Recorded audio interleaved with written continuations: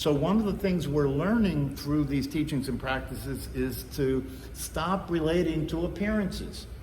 I mean, if you just look at this on a human being level, a relationship level, right? We relate to appearances in our relationships. So you can end up marrying a beautiful woman who's a goddamn nut. That's true. That's true. We relate to appearances, and physiologically, and because of the way the brain is organized in order to have us, have sex, right? That physical attraction has to be there. I mean, they even go into details about how it works, how the physical attraction works, and that they say that the symmetry of a person's face is one of the ways that a person who is interested in relationship would identify that person to be a potential person to be related to, the symmetry of their face. There's all kinds of things that are really scientific and really go into a lot of details about this stuff. But relationship, that's what I was talking about earlier, the fact that if you're serious about this work, if you're serious about these practices, if you get the possibility, right, and you're doing the work and you're doing the practices, at some point you have to deal with relationship. It's going to come up. At some point you have to, because, it may have been the case that thousands of years ago, enlightenment was a matter of an individual waking up. Now, it's not a matter of an individual waking up. If it's only a matter of an individual waking up, we won't be around that much longer unless the rest of us can awaken as well. Because those of us who are not awake are living in a survival mode, and that survival mode is kill or be killed. That's called war, okay? So we got to come out of that somehow. And, there's been people, I mentioned in the last class, there have been people recently who've come up with different models that talk to the possibility of people being able to practice something together that will raise the level of consciousness for everybody, right? The U theory was one of those things, and I traveled up to MIT and spent some time with this guy, and they eventually did come up with Otto Scharmer. They eventually did come up with a Presencing Institute. I mentioned last class I went up there for some think tanks. The outcome of that was he created a Presencing Institute, and that institute has been around since then, and they have get-togethers around the world where all these people get together and they use the model, this U theory model, to try and work out how to bring about new possibilities in the future. I don't know how successful that work has been, but that's one of the many things that are out there now that are being developed as far as this stuff is concerned. And then I also mentioned last week that I came upon this book, which I want to plug because it's just so good. This woman, I knew of her 25 years ago as a very high-level trainer, right? That she was one of the students of Werner Erhard, but she also studied with other real spiritual masters, right? And so she has gone through the process of individual awakening. There's no question about it, right? She can speak very clearly about that. But she also says that for her, she discovered, and it was just happened, apparently the way I would see it is that she was evolved enough and she met somebody else that was evolved enough, and they got involved in a relationship, and they discovered the possibility of having a mutual consciousness, which is an interesting concept, a mutual consciousness. So they did have a mutual consciousness, and that went on for 4 years until he died, right?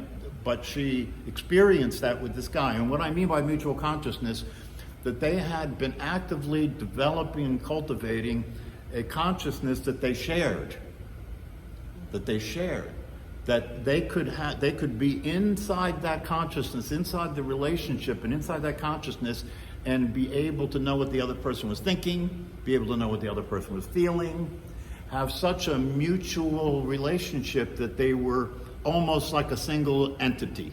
The two of them were almost like a single entity.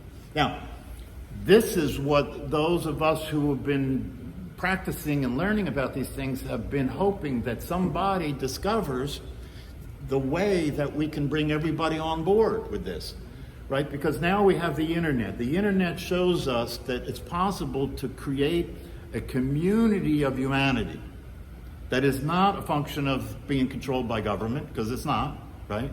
I mean, they said that a lot of the countries that had revolutions and governments that turned over in the Middle East was a function of the internet. That the public were communicating until they were organized enough they could just go in and tell the leader, you're out, right? That scared a lot of governments, okay?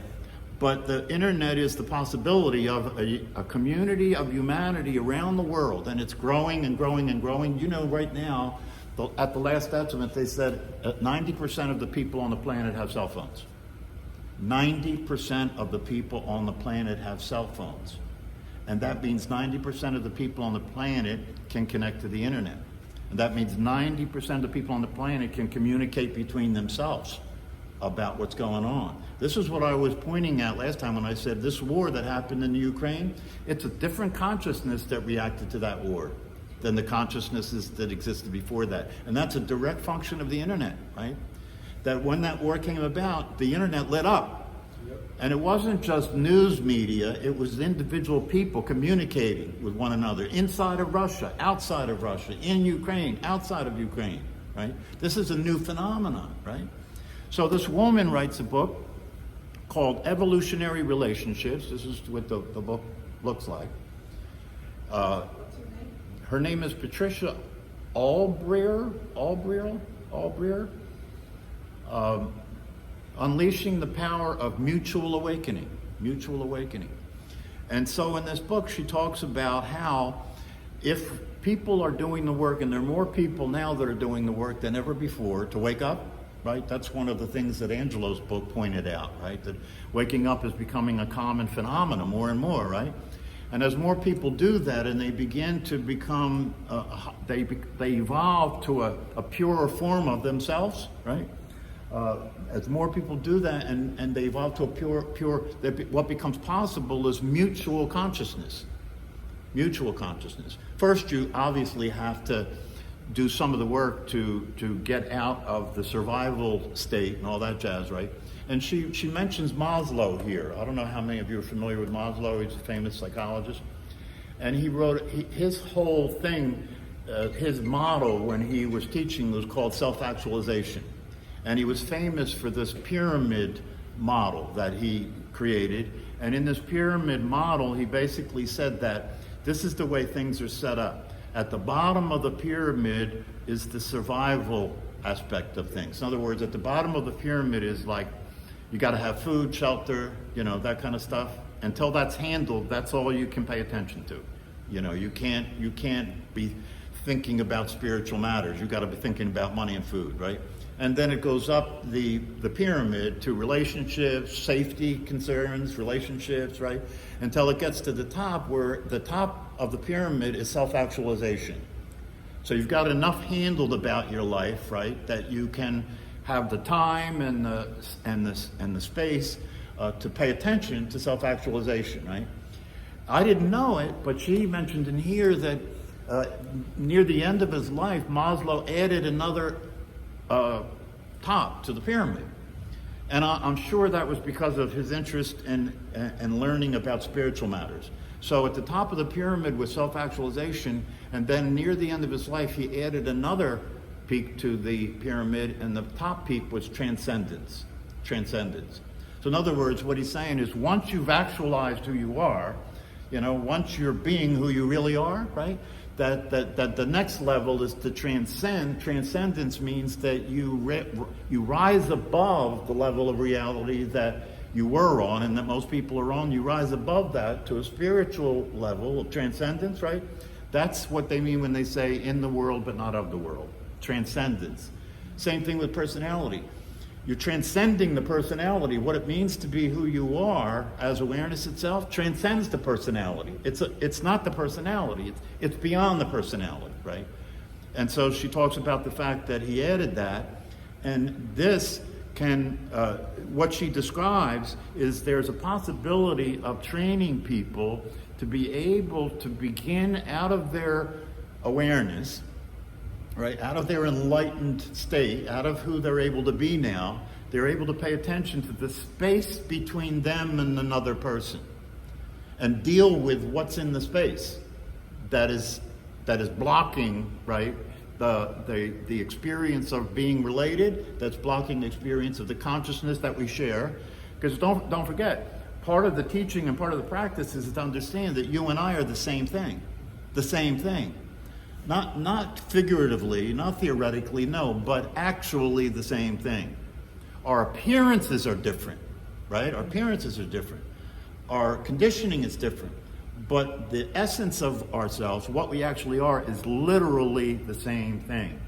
If that can be brought into awareness, if that can be something that can be communicated in practice across groups, then what becomes possible? What becomes possible is heaven on earth. What becomes possible is enough of humanity can be awake that things like war would be considered ridiculous. See what I'm saying? To an awake person, war is ridiculous. Even the Dalai Lama, when he spoke about the war in Ukraine, he said, war is outdated. Come on, war is outdated. We know better at this point than to do this, right? Well, it's not obviously completely outdated, right? But the next thing, the next possibility is it possible for us to be able to use our consciousness and our ability to focus our attention to begin to deal with what the obstructions are that get in the way of us experiencing our common consciousness? Is it possible? She says that it is, and she's developing techniques to do that. And I think if you get into the details of how it all works, the considerations you might have get cleared up in the explanations, right? Because this is not to say that everything's perfect all of a sudden. That's absurd. No. It's to say that it becomes possible to understand that the way things happen and the way things appear in which there is conflict and there are issues and so forth, right? That doesn't have to be the end of it. That doesn't have to be the condition that ends up determining how things go, right? That it's possible to experience a context in which that stuff can happen, right? But it's not the end, it's a process that will continue. And if you can stay in the process and stay related and keep coming from your true nature, anything can be resolved. Anything can be resolved. Anybody that's awake can see that that's true. And that's one of the reasons anybody that's awake looks at the world and says, how do we do this? You know, how do we stop this from continuing to go the way it's going, right? So she speaks about that, but she speaks about it in two ways. One way she speaks about it is she says that, and this, she's been working with this for, I think, at least a decade now, right? So she has a website called Evolutionary Collective, right? Which means this is a group of people who are participating in this process of evolving, not just individually, but as humanity, evolving as humanity, right? They're doing the work between themselves and other people, right, to develop the technology to then can be used to bring to larger groups of people, okay? So, and she's got training that she offers to people in regard to teaching people how to do this work. And the first piece of that training is a free training, which she's offering. The next time she's offering it, I think, is the 21st. And I think it's a couple of hours. But if you go to the website Evolutionary Collective, you can register for that training, and it's free. And if you can't make it to that day in person, you know, which she recommends you be there in person so you can ask questions and so forth, if you register for it, you can get the recording, right? So then you would be exposed to the first introductory training on how to cultivate this ability to mutually experience consciousness with another person. But if you're not there already, you know, if you're not enlightened or whatever you want to say, conscious, isn't that a bit advanced? It is. All the more reason to wake up now. All the more reason to get involved. I'm just saying, like, I don't know if that, you're ready for the training, like. Where's she at? She's in New York City. So there's that. There's the initial thing, right? And then after that, she's got, I think, a 1-year training in which you can participate with other people and practice doing these things that can cultivate this common consciousness. And the people who have been in this for a year are reporting that they're doing this. They're succeeding at doing this, right? So, what I would recommend is go check out that free training, or look at the book. I'm reading the book, and I can tell you this: whether you believe this is possible, whether you get this possibility or not, what she talks about in this book in regard to how to have relationships work from an enlightened perspective is worth it just for that. It's worth it just for that. So far in your reading, have you gotten any of the techniques she... Yeah, they're in the book. Can you share more? Well, one of the techniques that a lot of this stuff is stuff that you can, she has exercises in the book, and for example, one of the ways the exercises work, and if you look at the exercises, you can see the logic of it. One of the ways the exercises work is you sit down with another person. It doesn't have to, and you can do this with anybody. It doesn't have to be your partner. You can do this with anybody that is willing to be committed to doing this work together, right? And you sit down with another person, and then what you do is you make contact with that person, you know what I mean? You get connected, you look at them, they look at you, you make contact with them, you relax the physical body, right? And then you each take a turn to share, what are you experiencing? If the other person doesn't say anything, you take 10 minutes and you just talk about what you're experiencing for 10 minutes. And then you shut up and they say what they're experiencing for 10 minutes, right? And then after that, you both then talk for 5 minutes about what are we experiencing. Yeah, so there's the individual awareness and what are you experiencing, and then after that's sufficiently heard by both people that you can kind of recreate the other person's experience, then you both look at what are we experiencing. So is that your thoughts in the present moment? Yeah. No, it doesn't have to just be your thoughts. What are you experiencing? I'm experiencing a pain in my belly. I'm experiencing this thought. I'm experiencing this feeling. Whatever it is. So you're just getting used to the languaging experience with the other person, right? And if you're being honest and you do this the way it's meant to be done, and if you're doing it with a person you're in a relationship with already, stuff's going to come out. Stuff's going to come out. The relationship's going to be put on the table to look at, right? But you see, if you entered this with the right attitude, it's good. Let it come out, right? The same thing as when you're doing the work on your individual personality, to transcend that personality. Let the shit hit the fan. Let it hit the fan. And then look at it and be with it instead of just suppressing it. If you get angry, look at it, feel it, be with it. What's happening here, right? Is it appropriate? One of the things about anger that people don't get, that masters do get, anger is neutral. Anger isn't good or bad. Anger can be very good. Anger can be very good. If you're releasing anger that's a result of some abuse situation that you were in, that's healthy. That's good, right? If you're releasing anger in a relationship with somebody that's been abusing you, that's healthy anger, right? I was talking to this same client I mentioned earlier today because he's got like a dozen people that work for him. And he was saying to me, I don't know if this is right or not. He said, but I had a situation with one of the people that work for me, where they were like being lazy or they weren't hitting the ball or they weren't doing what, they need to do and everything. And I consciously chose to let myself be angry and express that anger to that person. That's a high thing. That's a high thing. And this guy naturally just got that and did it. And he said to me, was that okay? Was I being crazy by doing that? And I said, no, that's wonderful. That's beautiful, that you're doing that.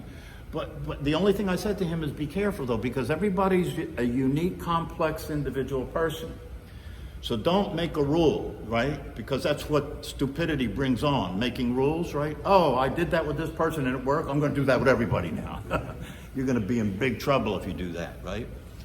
But when I told him that, he even understood that. He said, oh, no, I understand what you're saying. I wouldn't do that with just anybody. It depends on the situation, right? So these are the things that we're learning. We're learning how to live effectively as human beings and how to begin to have relationships with each other where we share a common consciousness, like that, right? If that were to happen, and you have to understand something about this, because I've talked to many people about this over the years. All that we really need to do to have this occur in such a way that it will change the destiny of humanity is all we have to do is get to 51%. Critical mass. Yeah, if you get to, if 51% of humanity was awake, right, the reality that we would be living in would be determined by those people. And the rest of the people would fall in order very quickly, right? It's called critical mass. I don't know if any of you have studied that, critical mass. Anything that, it's the same thing with your own personal evolution, right? In the beginning, you're all personality, right? But then you start learning about this and practicing this, right? And as you start to learn and practice this, it's not all about personality anymore. Now you have this other reality that you're learning about that gets realer and realer as you learn about it and practice it, right? And it starts to take over more and more of a percentage of your awareness, right?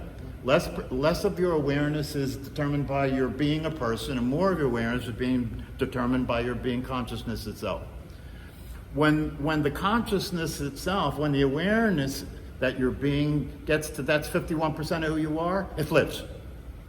You see how that would do? It would flip, right? Because now the weight's changed, right? And when it flips, now there's more identity as awareness and less identity as personality.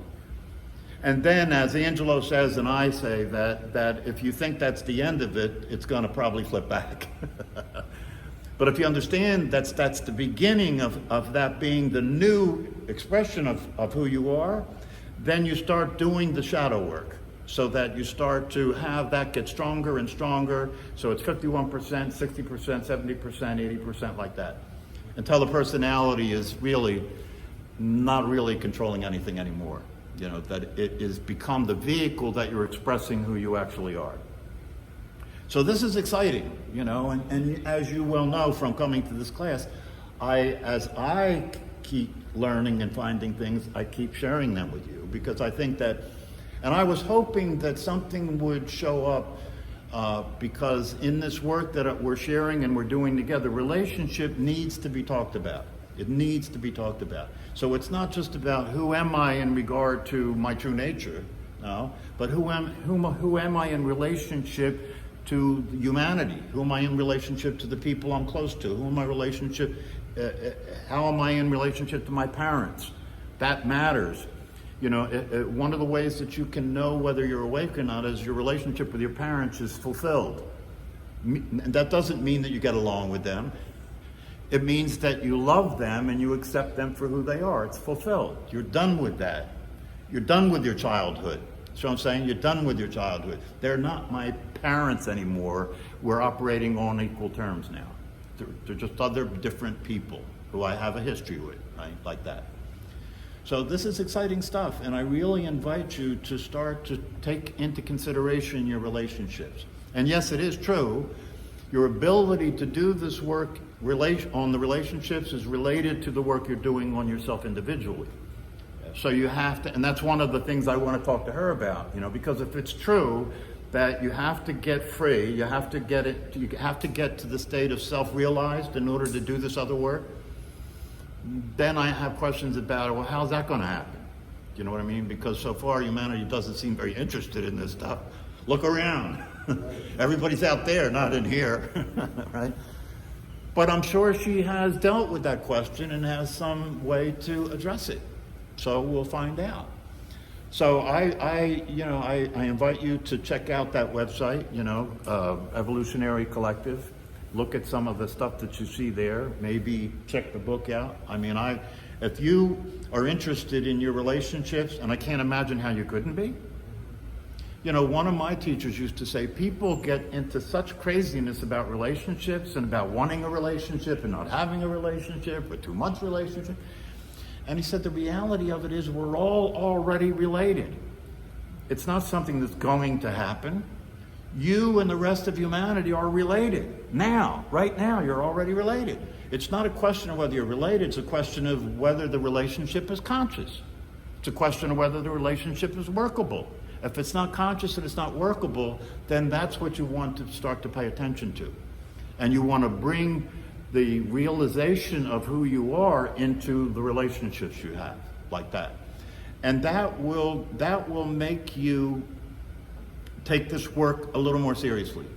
Because that now it's not just you that's at stake, it's the people you're related to that's at stake, and it's the relationship with humanity that's at stake. And it's our humanity, it's our future. The future of humanity is our future.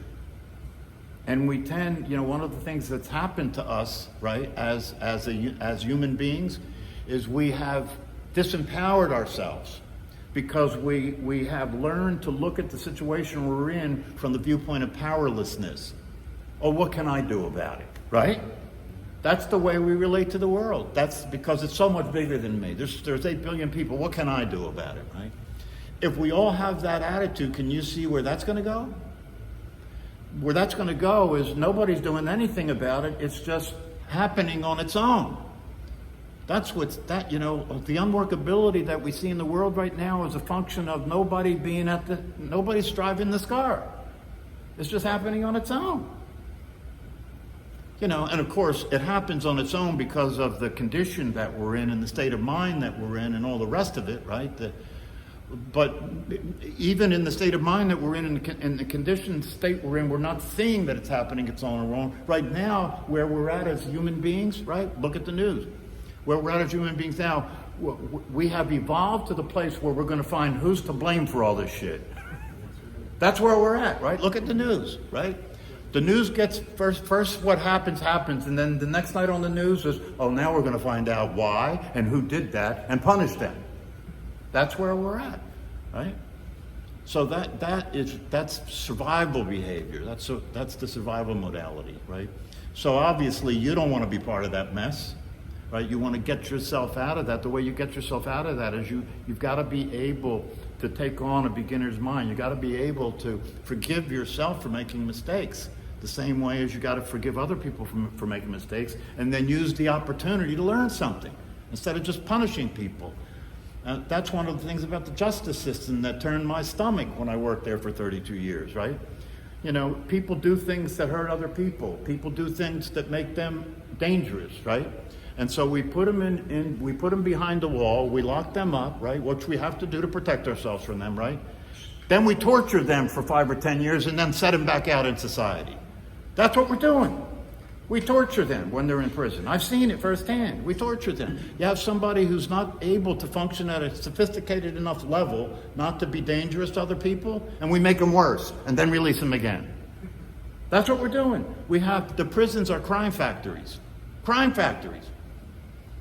So obviously you don't have to get me started on that subject. But that's an indication of what's going on here, right? And it's not going to change.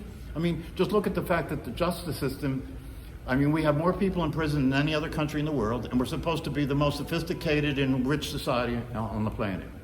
And we lock more people up than anybody else, for less crimes than anybody else, for longer times than anybody else. And when we lock them up, we punish them. We don't give them any chance to change. That's what I did when I was working in corrections. I couldn't do it any other way. As a psychologist, when I was running a prison, I would go inside every day and work with the inmates to try and help them wake up, try and help them realize you don't have to do this. And some of them got it, which is proof that it works, right? But the system is still the same. And eventually, as you know, we talked about it, eventually they gave me the boot, because I wasn't playing the game right. I was in charge of a prison, right? And I was interested in the prisoners changing. Everybody else there was interested in punishing those bastards. The way the guards used to talk about me is they used to say, oh, he loves the convicts. He loves the convicts. He's giving the jail away. So that's what happens if you try and help people change so they are not dangerous anymore. All right. Unless anybody else has anything else, we'll convene this until the next meeting. Have a good night.